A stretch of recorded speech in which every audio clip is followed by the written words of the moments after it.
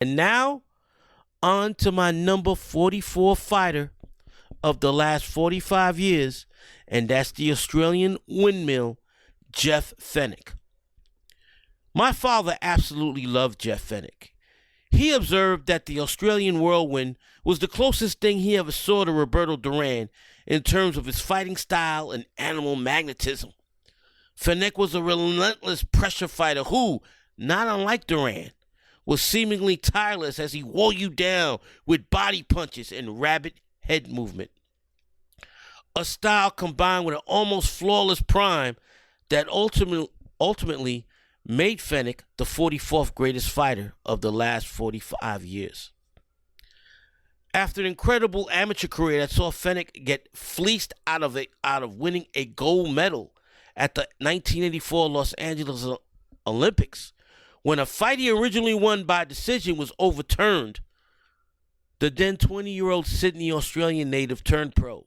Immediately, Fenech made an impact, winning the IBF bantamweight title on April 26, 1985, by battering the Japanese world champion Satoshi Shingaki into submission in the 9th round. This was only 6 months after Jeff had turned pro. At the time, I was a high school junior who, of course, had no access to watching him fight. I had no choice but to follow the Ring Magazine monthly Asian reports filed by the legendary Japanese boxing scribe Joe Koizumi. Koizumi's description of Fenech's ring exploits and dominance made me long to see him fight. Years later, when I began to collect Fenech's early fights on videotape, his explosiveness and dominance lived up to exactly what Koizumi reported. Fenech's 2-year reign as IBF bantamweight champion saw him destroy Shingaki in a rematch, and on July 18, 1986, in what was probably Fenech's most satisfying victory of his career, he defended his world title in his Sydney hometown against the 1984 gold medal winner of his division, Steve McCrory, younger brother of former welterweight champion Milt McCrory. McCrory had defeated the Yugoslavian fighter Recep Rezapovsky, the same fighter who Fenech was robbed against, to win the gold medal. Fenech took out his entire frustration from the Olympics on McCrory that night when they fought for Fenech's bantamweight title by giving him a brutal beating over 14 rounds when the fight was finally stopped. McCrory was never the same after that fight. As you could see throughout many of the articles that I've written on Fight Game Media on the 45 Greatest Fighters of the Last 45 Years series, there's a constant theme with these great fighters. When they give a fighter a beating, the fighter they gave the beating to is never the same. And speaking of that, last night, Ugas took such a beating from Spence. In my opinion, he will never be the same. At 35 years old, Ugas should retire. He's never going to be the same fighter. I got to see this fight against McCrory 4 years later when I was able to purchase videotapes on Fenech's career. And my father and I watched this fight, and my father was in amazement over the dynamo that Fenech was. Pop kept saying over and over again how Fenech reminded him of Duran. Not unlike Duran, Fenech was as fresh late in the fight as he was in round one. On May 8th, 1987, once again in front of his faithful Sydney fans, Fenech moved up to 122 pounds and captured the WBC title with a 4th-round destruction of the Thai champion, Samart Payakarun. This was a complete one-sided beating that ended when Fenech landed 2 thunderous rights on the champion's jaw that resulted in the champion laying on the canvas motionless. Referee Arthur McCanty waved the fight off without registering a count. After 2 successful defenses of the 122-pound title, Fenech moved up to featherweight, and on March 7th, 1988, In another virtuoso performance in front of his Sydney fans, Fenech battered Victor Callejas in the 10th round to win his third world title in less than 4 years as a pro. Still only 23 years old, Fenech was already a 3-division world champion. The sky was the limit for Fenech, or so it seemed. After successfully defending his WBC 126-pound title 3 times, Fenech moved up to 130 pounds to attempt to become a 4-division champion.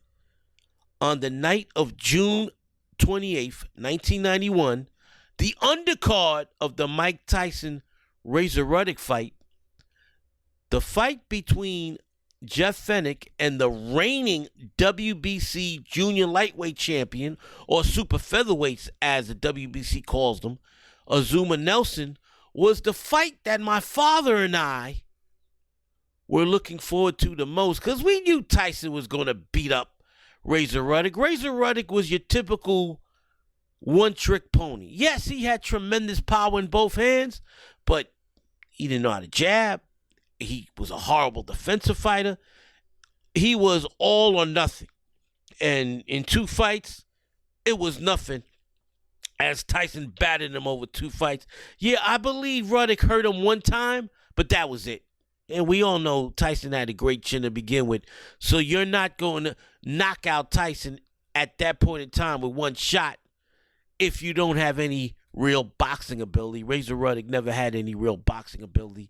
And Ruddock was a straight-up one-trick pony. That night, the fight, like I mentioned, the only fight that we really cared about was the Jeff Fenech versus Azuma Nelson fight. First time that you would see 2 fighters from 2 different continents fight each other, and those 2 fighters were considered the greatest fighters ever to come from their respective continents. Azuma Nelson, greatest fighter in the history of the country of Ghana, and the greatest fighter ever to come out of the African continent. Jeff Fenech, the greatest fighter ever to come out of the Australian continent. My father and I couldn't wait for this fight because my father was telling everybody that he knew that Jeff Fenech was Roberto Duran-like, that he was going to come out and he was going to dominate. First 2 rounds, Azuma clearly outboxed Fenech. But beginning with round 3 to the 12th and final round, the next 10 rounds, it was all Jeff Fenech as he crowded Nelson, kept him up against the ropes, batted him to the body, landed combination after combination. Azuma looked listless. Azuma looked old. He couldn't do anything to keep Fenech off of him.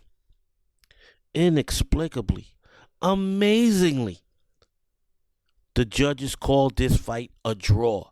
One of the worst robberies in the history of boxing. My father and I were disgusted watching this fight. Couldn't wait for the rematch. And 8 months later, they fought in a rematch, this time in Australia, in Fenech's home country of Australia. The exact opposite occurred. This time, Azuma Nelson, as the great professional, as the great world champion, and as the great legend that he was,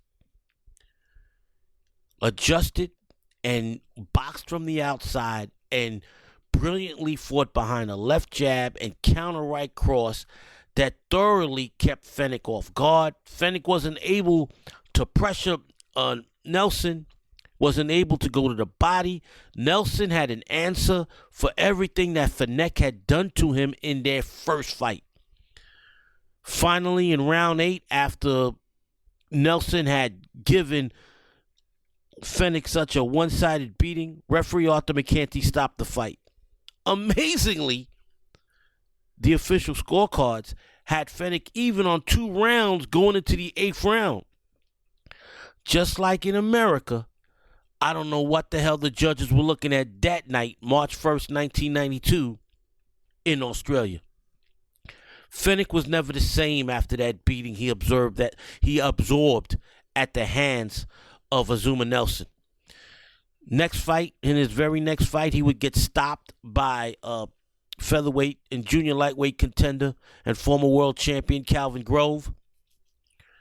Then 2 years later, in 1996, Fenech moved up to lightweight in another attempt to win a fourth world title against the IBF lightweight champion Philip Holliday. The South African Holliday just totally blitzed Fenech, knocking him out in the second round. Fenech retired. Then, 12 years later, a 44-year-old Fenech fought a 49-year-old Azuma Nelson in Melbourne, Australia, in a fight that should have been held in a nursing home, not in a boxing ring. These two guys had no business in the ring, way past their prime. This was criminal. Fenech won a lackluster 10-round decision to get some type of revenge, but you know what it reminded me of, ladies and gentlemen? It reminded me of when Bernard Hopkins and Roy Jones Jr. both fought each other in their 40s.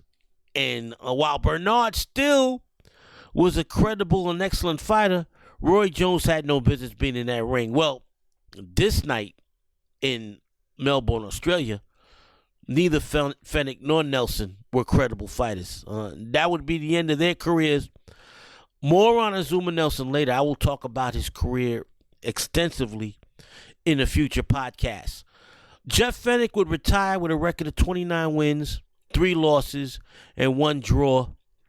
Those 3 losses coming at the tail end of his iconic career.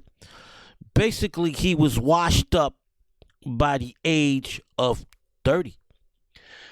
And it's because of his style. His type of style flames out early. If you look at in the history of boxing, fighters with Fenech style, aggressive infighters like a Mike Tyson, tend to use up their skills by a very early age, and that's what happened with Jeff Fenech. That being said, you cannot take away from his greatness. You cannot take away from when he dominated the sport, and you cannot take away the fact that he is the single greatest fighter ever born in Australia, ever bred in Australia, to ever fight for Australia.